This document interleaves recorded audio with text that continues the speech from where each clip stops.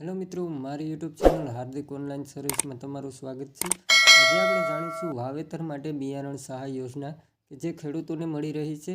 બિયારણ માટેની સહાય, તેમાંનું બિયારણ મળશે સોયાબીન, મકાઈ, મગફળી, રાગી, ઘઉં, રાઈ, તુવેર, કપાસ, તલ, તુવેર, ડાંગર, ચણા, મગ, જુવાર, શેરડી, અડદ અને બાજરી વગેરે જેવી સહાય મળવાપાત્ર રહેશે।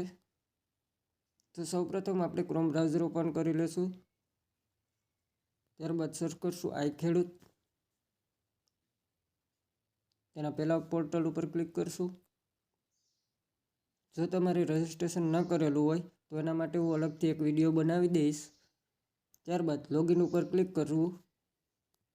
લોગિન ઉપર ક્લિક કર્યા બાદ અહીં તમારા રજિસ્ટ્રેશન નંબર અને જે તમે પાસપોર્ટ રાખ્યો હોય એ પાસપોર્ટ નાખવાનો રહેશે। જો તમને પાસપોર્ટ યાદ નથી તો ઓટીપીથી તમે લોગિન કરી શકો। ત્યારબાદ કેપ્ચા નાખી અને લોગિન કરવાનું રહેશે। તો ચલો આપણે લોગિન કરી લઈએ। પહેલાં લોગિન કર્યા બાદ આપણે વિભાગ ઉપર સર્ચ કરી ખેતીવાડી ઉપર ક્લિક કરી સર્ચ કરવાનું રહેશે। તેમાંનું છે નિદર્શન, એના ઉપર જઈ અરજી કરો એના ઉપર ક્લિક કરવાનું રહેશે। ત્યારબાદ આગળ માટે ક્લિક કરો એના ઉપર ક્લિક કરવાનું રહેશે। ત્યારબાદ તમારું નામ, ગામ, જે તમે આઈડી બનાવેલી હશે તો આ બધું આવી જશે, નકર આ બધી વિગત ભરવાની રહેશે। ત્યારબાદ બધી ડિટેલ નાખી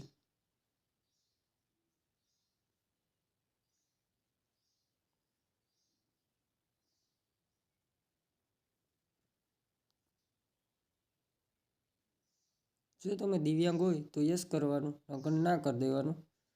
ખેડૂતનો પ્રકાર કે તમારે કેટલી જમીન છે, મોટા, નાના કે સીમાંત, જે આવતું હોય તે સિલેક્ટ કરી લેવાનું। તમે આત્માના રજિસ્ટ્રેશન ધરાવો છો, હા અથવા ના? જો ધરાવતા હોય તો હા, નકર ના। ત્યારબાદ અહીંયા આધાર કાર્ડ નંબર નાખી ઋતુ પસંદ કરી, જેમાં રવિ ઋતુ પસંદ કરી અને પેટા ઘટક પસંદ કરો, એમાં તમને આ આટલા વસ્તુ જોવા મળશે, એની તમે અરજી કરી શકો। તો આપણે ચણામાંથી ક્લિક કરી દઈએ। ત્યારબાદ સેવ એન્ડ નેક્સ્ટ ઉપર ક્લિક કરવાનું રહેશે। ત્યારબાદ અહીં બેંકની વિગત નાખવાની રહેશે। ત્યારબાદ તેમાં બેંક આઈએફસીનો કોડ હશે જે 11 આંકડાનો હશે, તે અહીંયા નાખી નંબર ચકાસો એના ઉપર ક્લિક કરશું એટલે ઓટોમેટિક બેંકનું નામ, કયો જિલ્લો, કઈ બ્રાન્ચ છે એ આવી જશે। ત્યારબાદ ખાતા નંબર નાખવા, ત્યારબાદ ફરી કન્ફર્મ કરવા ખાતા નંબર, પછી બેંકની પાસબુકમાં જે પ્રમાણે નામ હોય તે નામ દાખલ કરવું અને સરનામું દાખલ કરવું। ત્યારબાદ સેવ એન્ડ નેક્સ્ટ ઉપર ફરીથી પાછું ક્લિક કરવું। જેવું સેવ એન્ડ નેક્સ્ટ ઉપર ક્લિક કરશો, જેવું તમે સેવ એન્ડ નેક્સ્ટ કરશો એટલે જમીનની વિગત આવશે। જમીનની વિગત ઉપર ટિક કરી અને સેવ સબમિટ કરવાનું એટલે તમારું ફોર્મ ભરાઈ ગયું છે।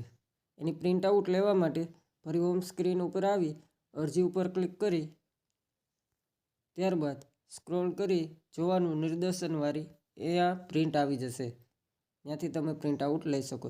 આવા જ નવા વિડીયો જોવા માટે મારી યુટ્યુબ ચેનલને લાઇક કરો, શેર કરો અને સબસ્ક્રાઈબ કરો।